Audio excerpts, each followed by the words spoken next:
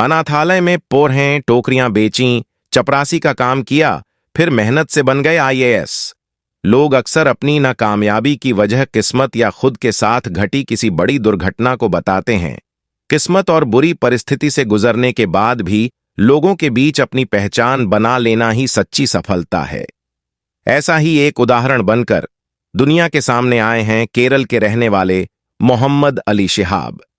शिहाब की कहानी युवाओं के लिए, खासकर उन छात्रों के लिए जो सभी सुविधाओं के होते हुए पढ़ाई से दूर भागते हैं, एक प्रेरणा स्रोत है।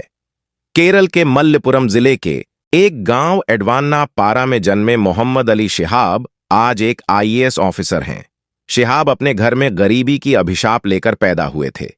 घर की आर्थिक स्थिति इतनी ज्यादा कमजोर थी कि छोटी सी उम्र में ही उन्हें अपने पिता के साथ 5 और बांस की टोकरियां बेचना पड़ा था। घर का गुजारा इसी छोटे से काम से किसी भी तरह चलता था। लेकिन 1951 में एक लंबी बीमारी के बाद शिहाब के पिता दुनिया छोड़कर चले गए।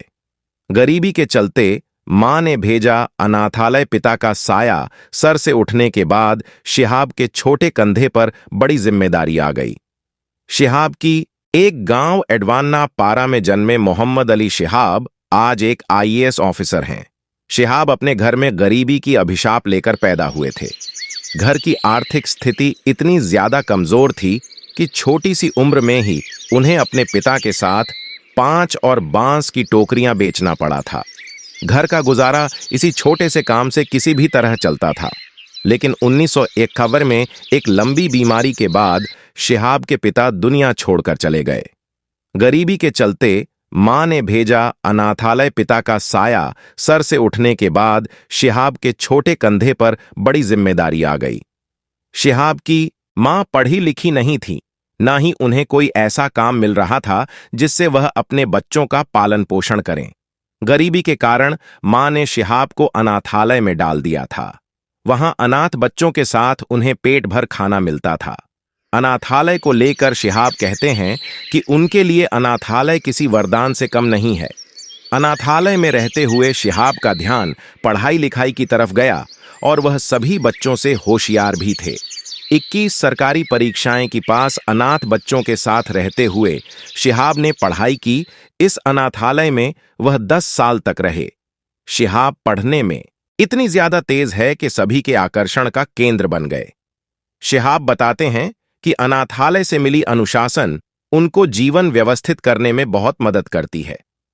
हायर एजुकेशन के लिए शिहाब को पैसे की जरूरत थी। इसके लिए उन्होंने सरकारी एजेंसी की परीक्षा की तैयारी की। कमाल की बात यह है कि उन्होंने विभिन्न सरकारी एजेंसियों की ओर से आयोजित होने वाली 21 परीक्षाओं को पास भी किया।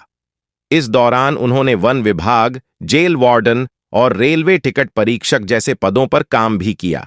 सिर्फ 25 साल की उम्र में ही इन्होंने पहली बार सिविल सर्विस की परीक्षा दी, बने आईएएस ऑफिसर यूपीएससी। सफलता की कहानी भी मुश्किलों भरा ही था।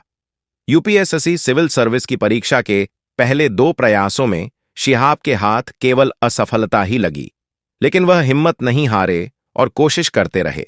आखिरकार वह साल आ ही गया जब एक गरीब पान बेचने वाले पिता और लाचार मां का बेटा अपना सपना पूरा करने में सफल रहा।